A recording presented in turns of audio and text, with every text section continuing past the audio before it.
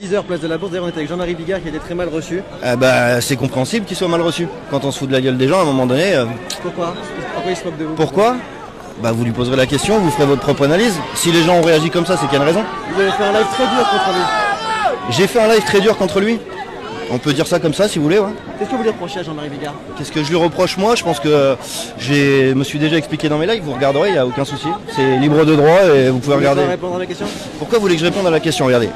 Moi, je suis un citoyen français, il y a 1, 2, 3, 4, 5, 6, et je sais pas combien de caméras.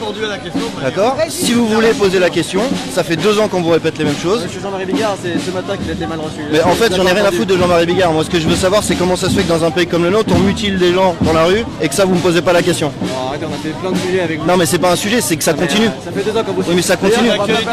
Mais ça continue. C'est pour ça qu'on est là. Voilà. Donc Bigard, je m'en fous en fait. Bigard, il ira boire ses petits canons avec ses amis s'il veut. Moi, ce que je veux savoir, c'est comment ça se fait qu'on mutile encore des citoyens français en France, par exemple. Comment ça se fait qu'il y a 218 milliards d'évasion fiscale et qu'on ne taxe pas les multinationales pendant qu'on va taper sur des grands-mères? Comment ça se fait qu'on n'est pas capable de dire la vérité aux gens? Ça me pose problème. Après le reste, Bigard, moi j'en ai rien à foutre. Si vous voulez savoir ce que Bigard, les gens en pensent, demandez-leur. Il y a toujours des gens qui utilisent des armes de guerre contre des citoyens français. Il y a toujours des gens qui ont été mutilés, qui sont toujours pas considérés comme victimes.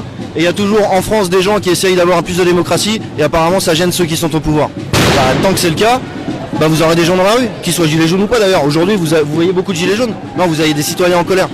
Il y a une crise sanitaire, une crise sociale et une crise financière, les trois mélangés, et des guignols au pouvoir qui préfèrent des intérêts personnels au bien-être de leur population.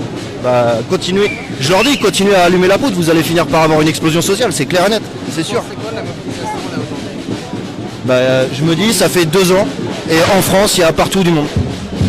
Donc moi je suis pas là à chipoter sur les chiffres, je me dis c'est toujours pas réglé, et il y a toujours du monde. Et ça continuera.